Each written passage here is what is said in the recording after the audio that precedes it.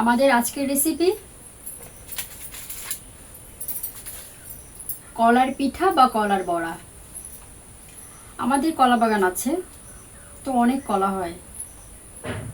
তো অনেক সময় হয় না যে বৃষ্টি বেশি হয়, বা অনেক সময় আমরা ব্যস্ত থাকি, বাজারে নেওয়ার জন্য যে লোকগুলো বাজারে নেয় তাদেরকে পাওয়া যায় না।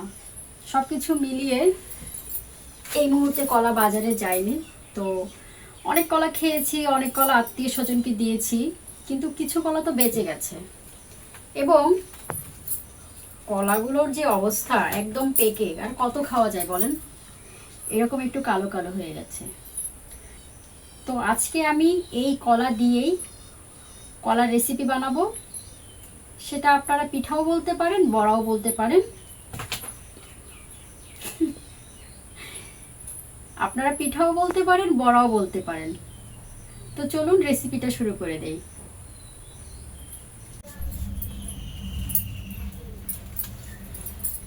প্রথমে আমরা কলাগুলো দিয়ে নিব। দেখুন বাহিরে কিন্তু কালো, ভেতরটা দেখাচ্ছি আপনাদেরকে।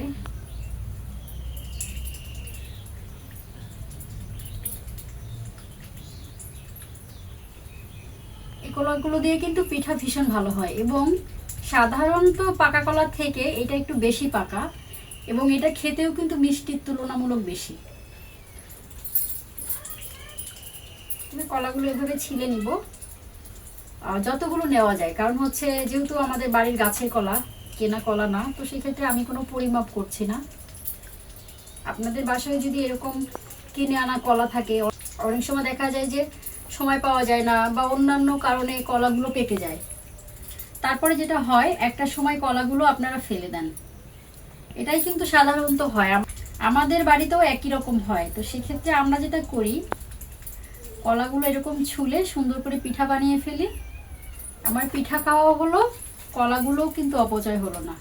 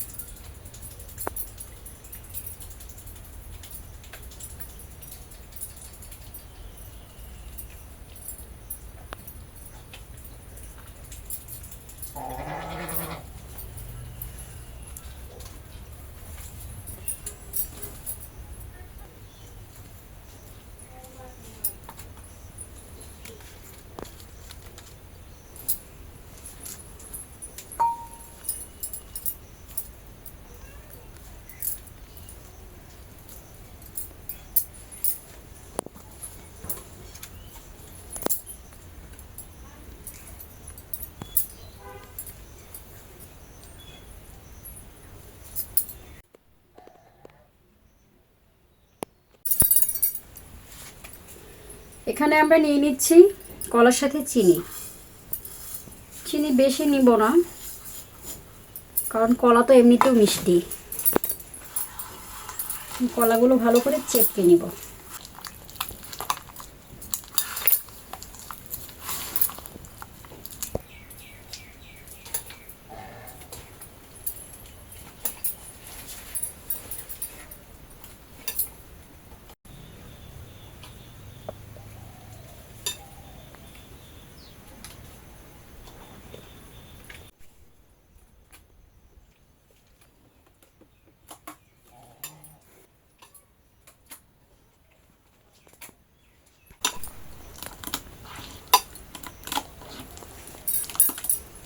এখন এখানে দিয়ে নিব চালের গুঁড়ো।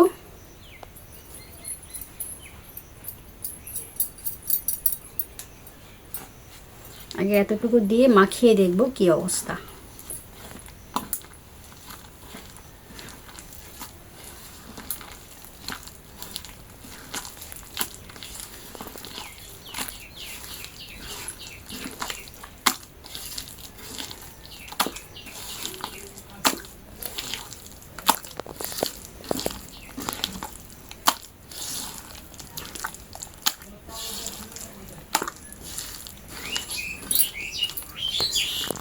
তারপরে দিয়ে নিব আটা।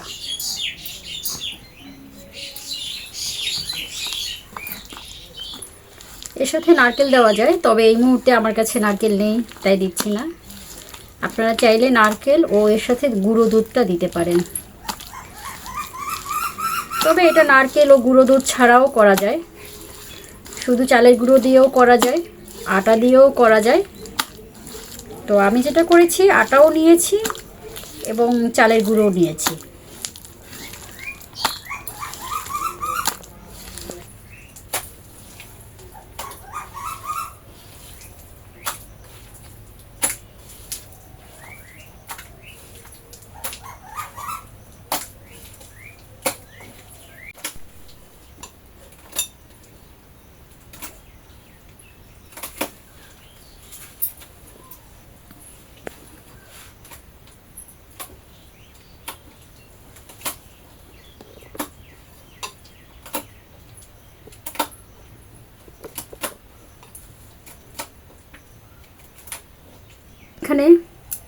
এখন আমি এখানে স্বাদ মতন লবণ দিয়ে নিচ্ছি।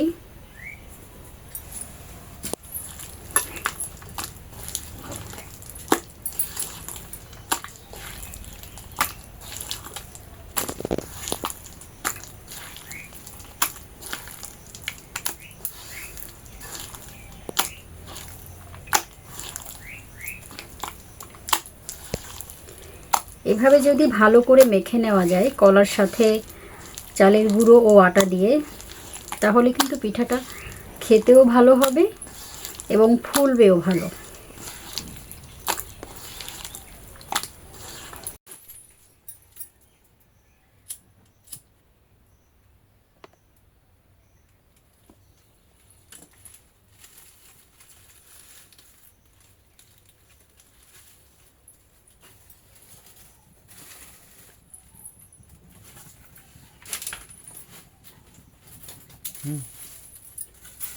দেখো তো কেমন হয়েছে। এদিকে দাও, এদিকে দাও।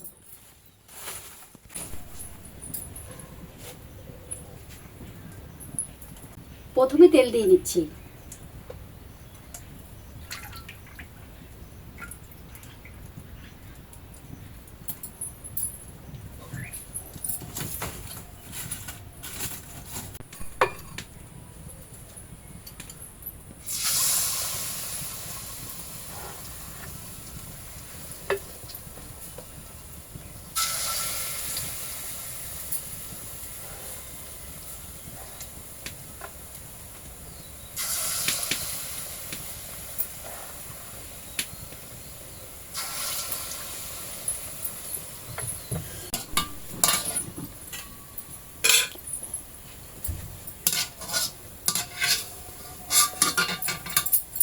কেমন ফুলেছে দেখেছেন? মনে হচ্ছে হাঁসের ডিম।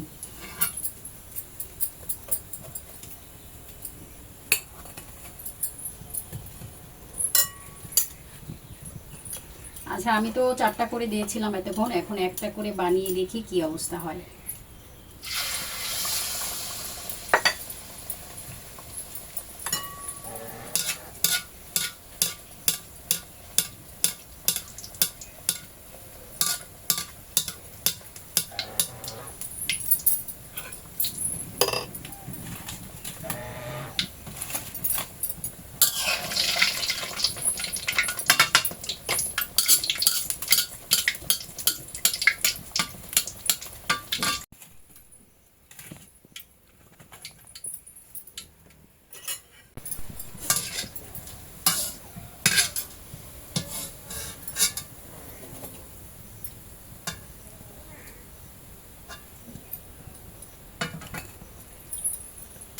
মনে হলো একটু বড় করে করি, তাই করলাম। তবে সময় স্বল্পতা, আর ছোট করে করলে তাড়াতাড়ি হয়ে যায়। বড় পিঠা একজন পিঠার পিছনে অনেক সময় ব্যয় করতে হয়, একটু ছোট করে করে নিচ্ছি। তো আমি সব রকমই চেষ্টা করি, আপনারা চাইলে বড় করেও করতে পারেন, ছোট করেও করতে পারেন।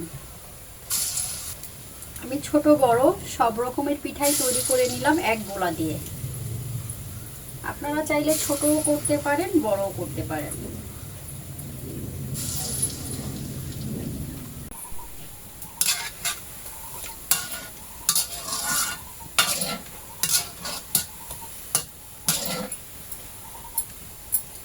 আপনারা যদি এভাবে ছোট ছোট করে ভাজেন তাহলে কিন্তু সময় খুবই কম লাগবে। দেখুন কতগুলো এক করাতে হয়ে যাবে, আর ওই একটা একটা করে ভাজতে কিন্তু অনেক সময় লাগে।